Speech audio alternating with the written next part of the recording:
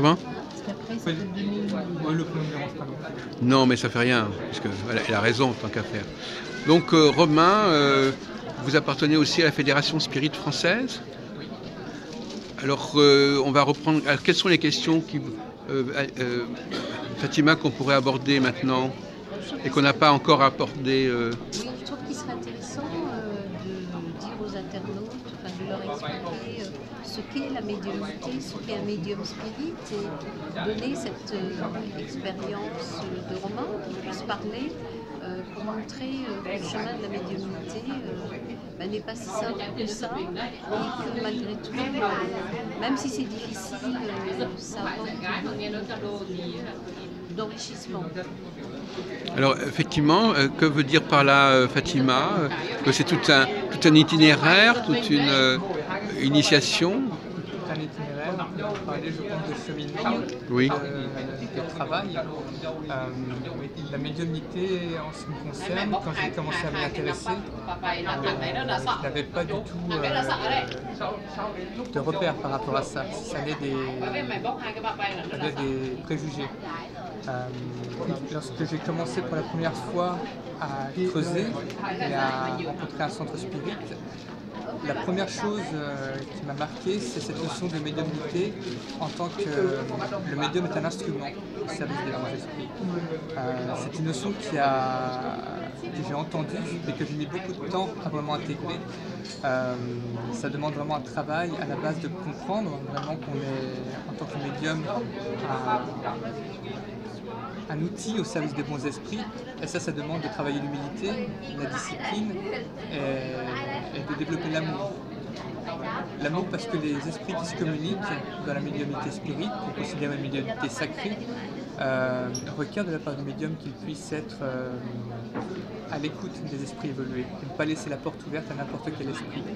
Donc il y a ce travail vraiment sur soi, de réforme du caractère, et d'études aussi, qui est très important, qui est central par rapport à cette médiumnité spirit. Mais vous-même, vous êtes vous-même dans la médiumnité, vous-même, directement? Oui.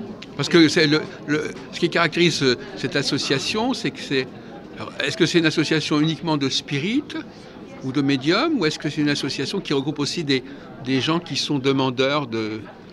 Alors, Romain a été formé à la CITA, Association Spirit Internationale Thérèse d'Avila, et le rôle de la CITA, c'est de diffuser, mais aussi de former des médiums dans le cadre de l'éthique spirit, dans le cadre de la médiumnité sacrée, afin que ces médiums puissent apporter de l'aide aux personnes qui viendront. On a des personnes qui viennent, voilà. Mais pour répondre à leurs besoins, pour les aider, il faut que l'association ait des médiums qui soient fiables, des médiums qui soient bien formés. Chut. Mais alors donc finalement c'est ça, donc c'est un peu comme une association dans d'autres domaines, ce sont des gens qui ont des points communs, qui ont un profil un peu proche et qui s'adressent à un public relativement large à l'extérieur. Oui, en fait, nous avons les mêmes valeurs, c'est-à-dire les valeurs portées par le spiritisme, codifiées par Allan Kardec, médiumnité gratuite, médiumnité sacrée, oui. Voilà. Etc. Et à partir de là, on forme les médiums. Donc, on étude d'abord, il y a plusieurs années d'études, des livres de la codification spirit, les 5 livres d'Allan Kardec, livre des médiums, livre des esprits d'abord, livre des médiums, ciel et l'enfer, etc. Oui. Et après, il y a tout un travail d'évolution morale autour de ces valeurs, oui. Par la prière, l'examen de conscience. Mais excusez-moi, donc finalement, Romain, est-ce que, quand on dit on forme des médiums, c'est-à-dire qu'on prend des gens qui ont déjà des potentialités médiumniques? Votre question est très intéressante parce que Romain va vous expliquer, mais on a des gens qui viennent et lors des réunions, il y a des personnes qui ont cette médiumnité que nous on ne voit pas forcément, mais les médiums formés transmettent des messages. C'est souvent des messages du guide spirituel, des personnes qui viennent nous voir. Ce dessin dit « tu as une médiumnité ». si tu veux travailler. Ah, d'accord.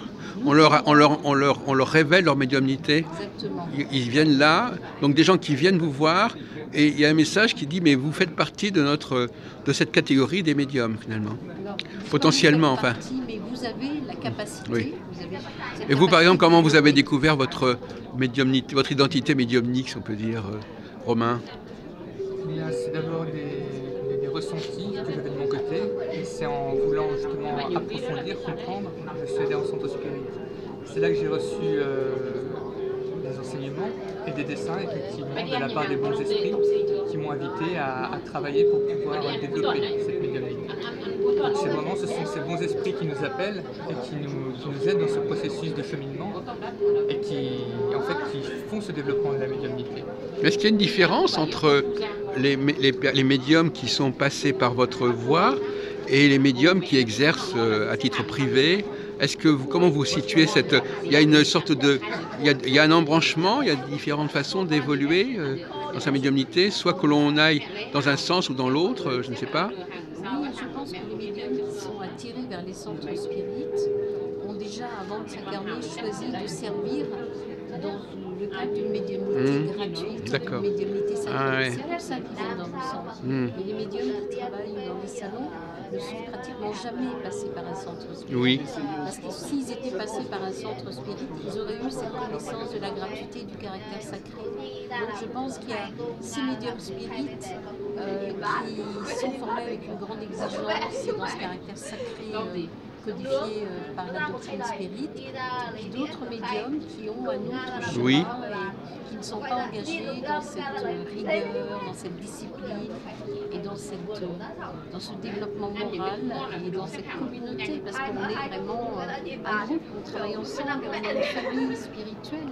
Oui, alors que les spirites professionnels, ils sont un peu isolés, ils ne communiquent pas forcément entre eux. Enfin. Alors on ne peut pas les appeler des spirites, parce que Oui. le spirit, médium spirit n'est jamais un professionnel. Oui, mais parfois ils emploient le terme. Oui, À tort, mais Oui. ils sont médiums Oui. et pas spirites. C'est pour ça que nous on rajoute toujours à médium spirit. Non, mais parce qu'il y a des médiums qui ne sont pas... Il y a plusieurs formes de médiumnité, vous comprenez. Donc il n'y a pas que des médiums qui sont en communication avec l'au-delà. Quelqu'un qui a de la voyance, est-ce qu'il a le droit de se dire médium? Enfin, il y a des problèmes de classification là qui ne sont pas évidents. Alors Kardec a expliqué tout ça dans le livre des médiums. Je conseille aux gens de lire le livre des médiums. Oui. Il y a toutes les catégories de médiums, les différents types de médiumnité. Oui. Il y a 1000 types de médiumnité. La voyance, c'est un type de médiumnité. Ah, quand même, donc on peut utiliser le terme médium. Médium, il n'y a pas de souci. D'accord. Mais et quand on est un voyant qui a un contact avec les incarnés, on n'est pas forcément un médium spirit, Absolument d'après pas. votre principe. Absolument pas, parce que le médium spirit pratique une médiumnité sacrée dans un groupe. Ah, Jamais voilà, il c'est ça, ne voilà. se fait jamais rémunérer. Voilà, oui. Et le travail du groupe permet le contrôle. Mmh. Parce qu'un médium qui Ouais, fait ouais, la voyance, ouais, oui, ouais. j'ai vu un tel, mais il n'y a pas de contrôle. Ah oui. Alors, voulez-vous ajouter quelque chose à notre discussion, Romain? Peut-être que je veux bien expliquer cette distinction entre spiritisme et médiumnité, que tout le monde ne comprend pas toujours. La médiumnité, c'est cette faculté dont on parle qui s'éduque, et le spiritisme, c'est cette philosophie en fait, qui a été codifiée par Allan Kardec au XIXe siècle. Oui. Donc c'est cette philosophie qui nous dirige dans notre travail pour mettre en avant justement tout ce travail de réforme morale, le développement des qualités morales du moi. Donc vous êtes forcément obligé d'avoir un autre métier à côté, enfin un vrai métier à côté qui ne dépend pas de votre médiumnité. Oui. Et Kardec le dit bien dans le livre des médiums, hein, que le médium spirit a un métier à côté. Il Oui. ne fait jamais un métier de sa médiumnité. Mais c'est grave est-ce que c'est grave pour un médium de gagner sa vie par la médiumnité? Qu'est-ce que vous en pensez, Fatima? Je ne peux pas porter de jugement, je pense que... Non, mais qu'est-ce qui fait que, quand même, c'est pas bien vu? C'est pas que c'est pas bien vu, c'est que ça ne fait pas partie des valeurs du spiritisme. Oui. Il y a un ouvrage que j'ai écrit qui s'appelle La médiumnité, une porte ouverte sur Mhm. l'au-delà, qui est chez Rappelez-nous votre nom de famille. Alors il est écrit sous le nom de Lélia Riadi, D'accord. et pas sous mon nom de famille. D'accord. Et cet ouvrage explique les dangers de la médiumnité et qu'une médiumnité ne peut pas être pratiquée avec de l'argent. Donc Ces personnes, je pense que ces médiums ne connaissent pas forcément les valeurs du spiritisme. Et alors, on n'est pas en contact avec les mêmes entités selon qu'on est dans un système ou dans un autre, dans une direction et dans une autre? Tout à fait. En fait, quand on est dans un groupe spirit, on est en contact avec une équipe spirituelle qui est organisée, qui organise les activités du groupe. Quand on est tout seul, on est dans un métier commercial et on reçoit des clients qui viennent. Nous, on ne reçoit pas de clients, on travaille dans un groupe spirit, on est guidé par une équipe spirituelle et non pas par un esprit, plusieurs esprits. Et on cherche. Ce que vous appelez une équipe spirituelle, c'est quoi? Ça veut dire des entités d'autre côté qui vous guident? Non, mais il faut traduire parce qu'effectivement, on pourrait croire que c'est des gens ici. Pas du tout. L'équipe spirituelle, donc on a d'abord le guide spirituel du centre spirit. Oui. Pour nous, et l'esprit Thérèse d'Avila.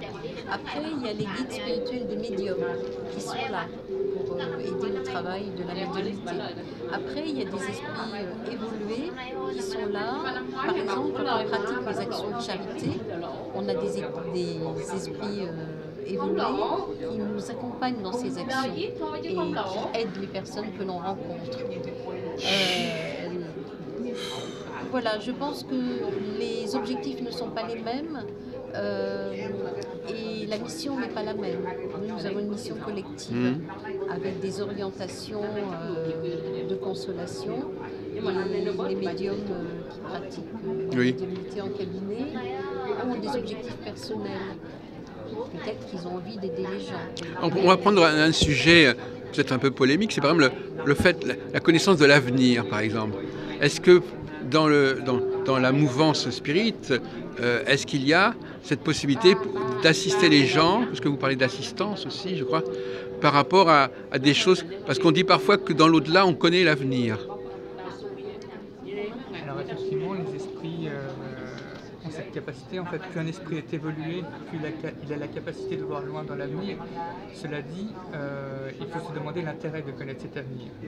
Généralement, les bons esprits, c'est très rare qu'ils puissent révéler des choses liées à l'avenir, vraiment dans un but utile, et effectivement, c'est très rare. Lorsque l'on demande ça, on a tendance à attirer plutôt des esprits imparfaits qui vont venir répondre ces questions sur l'avenir. Et généralement, ce ne sont pas forcément des choses véridiques.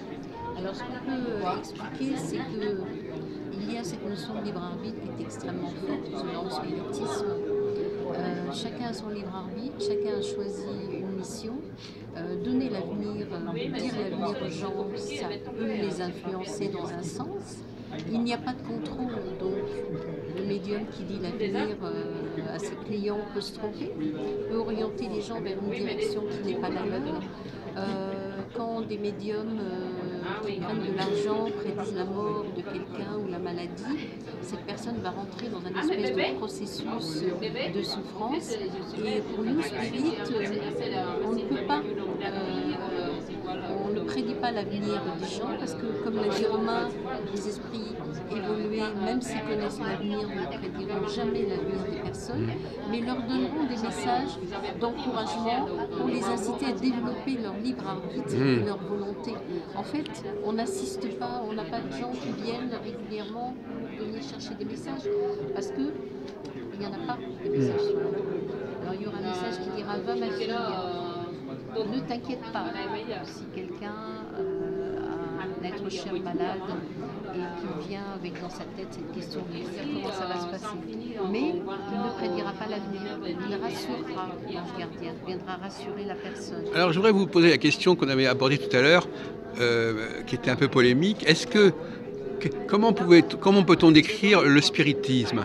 Alors, pour certaines personnes, apparemment, de votre mouvement, on ne peut pas employer le mot religion. Est-ce que vous êtes d'accord là-dessus? Est-ce que ça vous fait problème de parler d'une religion spirit?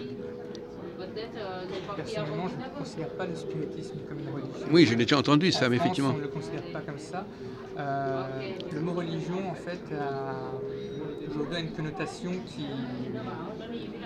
Quand on parle de religion, on parle de culte, on parle de hiérarchie avec des prêtres, on parle de dogme. Le spiritisme n'en a pas. Oui. Donc, le spiritisme, est considéré comme une philosophie, Une philosophie, comme une science peut-être, une science également, effectivement, un enseignement. et un enseignement moral, Oui.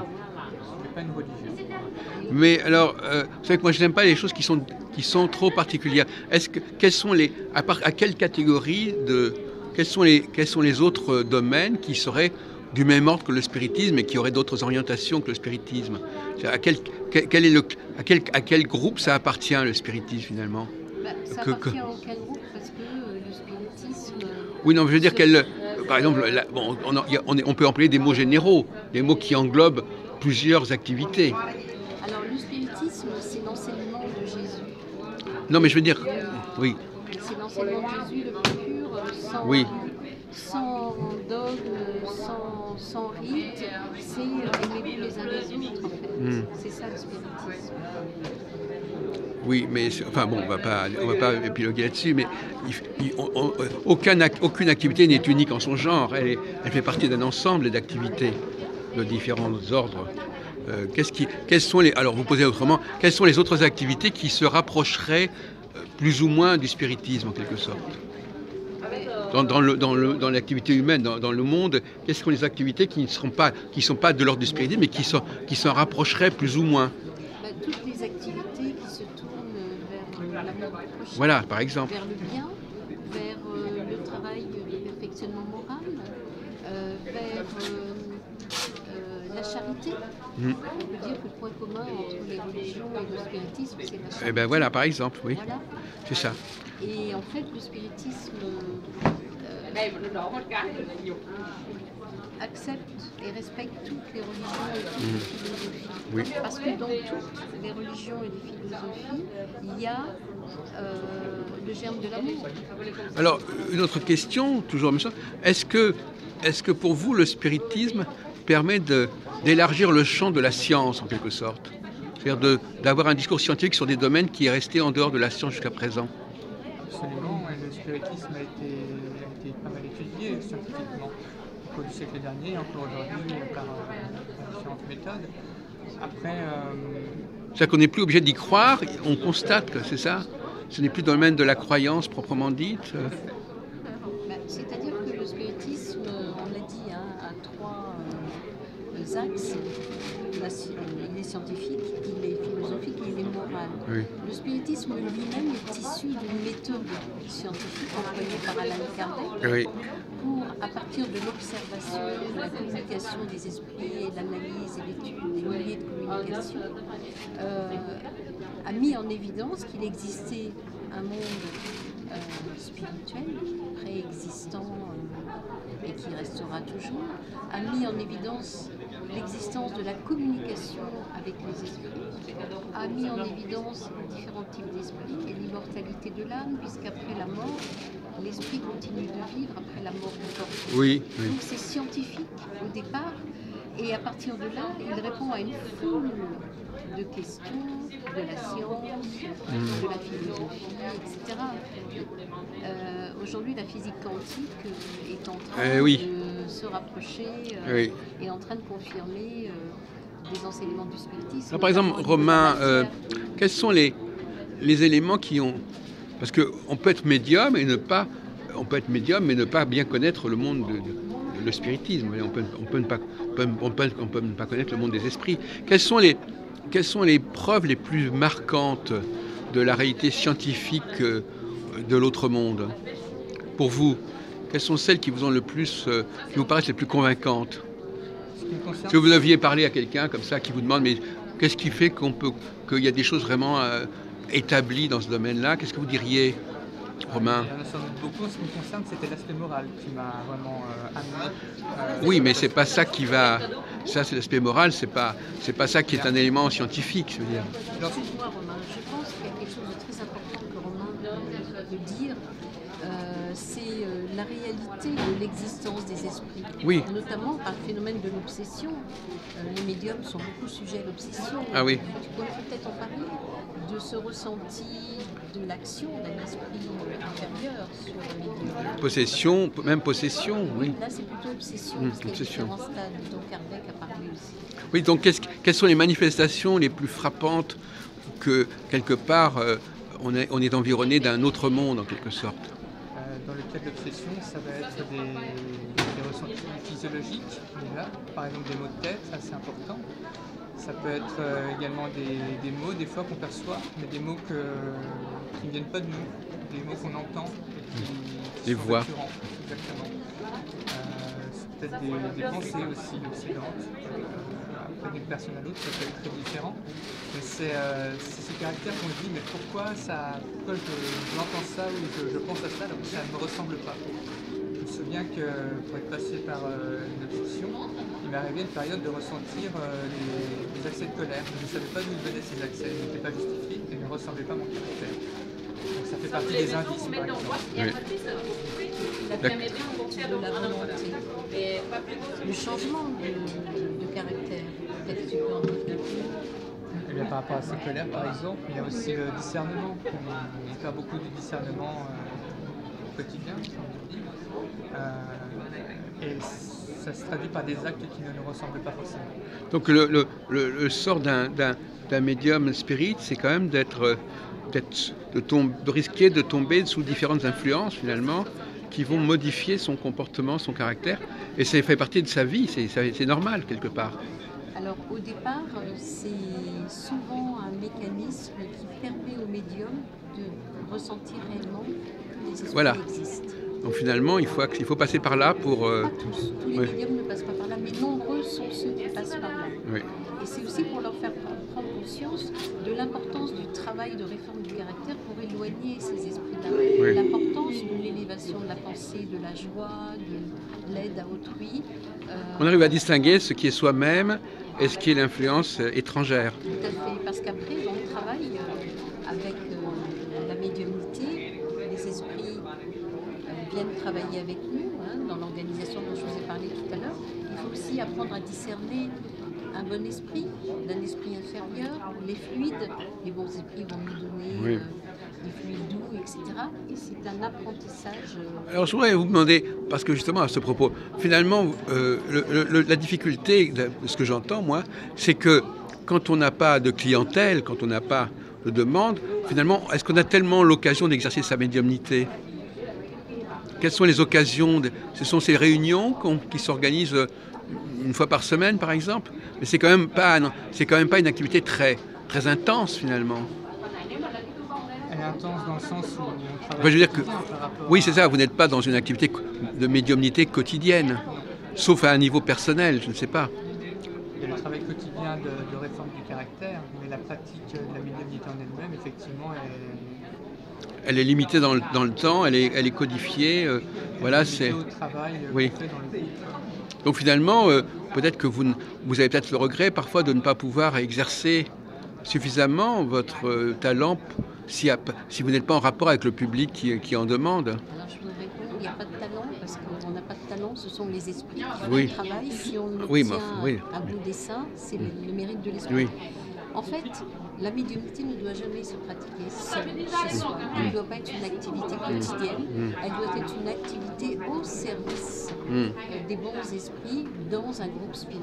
Et donc, je vous assure qu'il y a beaucoup à faire dans un groupe spirit.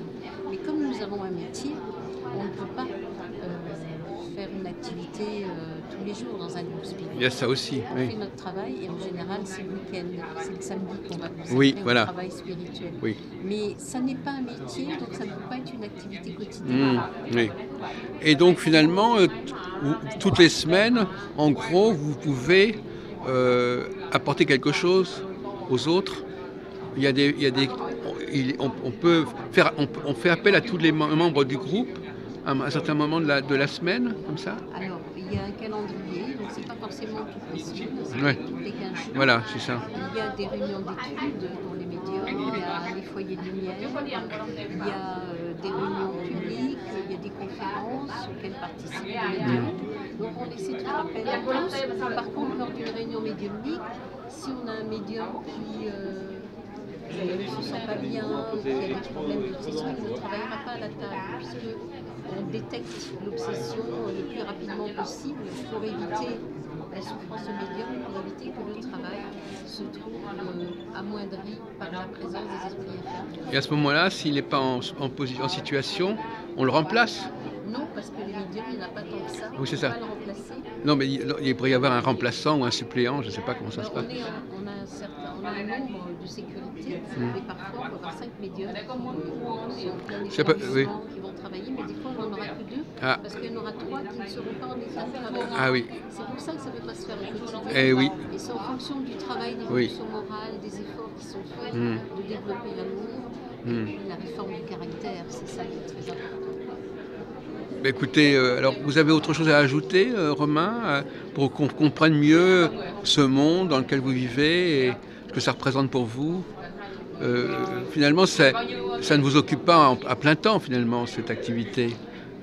Parce que comment vous vivez votre médiumnité personnelle? Est-ce que par exemple les proches, ça concerne les proches, les gens de votre entourage qui sont, est-ce qu'on n'a pas, on n'est pas davantage, est-ce qu'on n'a pas forcément quelque chose à faire avec les gens qui sont autour de soi, les gens qu'on connaît, pas forcément les gens qui viennent vous voir comme ça, mais les gens qui nous connaissent, qui sont liés à nous par exemple. Ouais, c'est peut-être plus au travers de la discussion, mais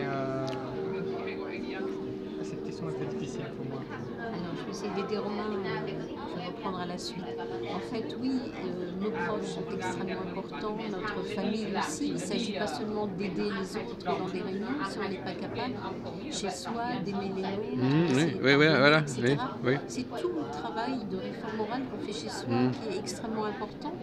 Et le spiritisme n'étant pas une secte, ne nous retire jamais à notre famille. Quand on a des urgences familiales, des soucis familiaux, le centre spirit va nous dire occupez-vous de votre famille, faites ce que vous avez à faire et vous reviendrez plus tard. Oui. Et c'est très important de pouvoir aimer les siens, s'occuper des siens, on prie pour les nôtres quand ils sont malades, on essaie Mais dans votre famille, est-ce que dans votre famille, on sait que vous êtes comme ça Oui, ma famille musulmane. Oui. Donc, bien qu'il y ait plein de points communs entre l'islam et le spiritisme, mais ils ne comprennent pas la médiumnité, ils ne comprennent pas très bien pourquoi je ne pense pas comme eux, mais en même temps on se rejoint dans la charité, parce que mes sœurs, mes frères sont très charitables, Oui. et quand on va faire des actions de charité, eh bien, ils m'aident. Parfois ils font plus qu'on ose, parfois ils m'achètent des choses, des vêtements, etc. Vous voyez comment, même si dans notre famille il n'y a pas de spirit, on peut par ses valeurs, par l'amour. Non, mais je voulais dire, est-ce que vous les aidez, est-ce que vous pouvez vous les aider par votre capacité médiumnique? Bien sûr. Oui. Quand il y a une obsession dans la famille, Ah oui. il y a une aide qui est faite, bien sûr, on les aide par la médiumnité. Alors il y en a qui viennent au centre spirit, il y en a qui ne viendront pas, mais on les aidera par la prière, je les aiderai en leur parlant, en leur expliquant, en leur donnant du temps, plus de temps, etc. On se doit à notre famille. Alors Romain, vous, quelle est la présence de la médiumnité par votre intermédiaire dans le cadre, au sein de votre famille? Est-ce que vous existez comme médium dans la famille? Vous avez une identité médiumnique autour de vous? Est-ce que il y a des gens qui passent, qui comptent sur vous? Je ne sais pas. Alors, on va dire que dans ma famille le sait, mais ce n'est pas forcément une question qui est débattue, qui est discutée. Donc, non, en fait, en dehors du travail en centre spirit, ma médiumnité n'est pas mise en action. Voilà, c'est ce que je me posais comme question. Mais ça dépend, ça veut dire qu'on a mise en action. Tu la mets en action quand tu pries pour tes parents, quand tu prends du temps pour aller les voir, venir à telle réunion. C'est pas mettre en action la médiumnité d'une manière pratique, la voyance, etc. Mais ça peut être aussi faire un rêve et puis de dire à son frère ou à sa sœur sois prudent ou quand même, oui. je t'ai vu en rêve, etc. C'est pas, on va pas leur faire voilà. Oui. Pour moi, c'est ça, c'est le ressenti, c'est comment par amour on peut utiliser la médiumnité pour aider, mais pas forcément de manière visible. C'était ça que je voulais amener à ce travail-là, mais on ne va pas faire de travail seul chez nous pour aider notre famille comme on ferait en centre spirit, par exemple. Et on peut les inviter à venir assister à une réunion. Merci beaucoup. Alors, Je vous en prie, on a merci à vous.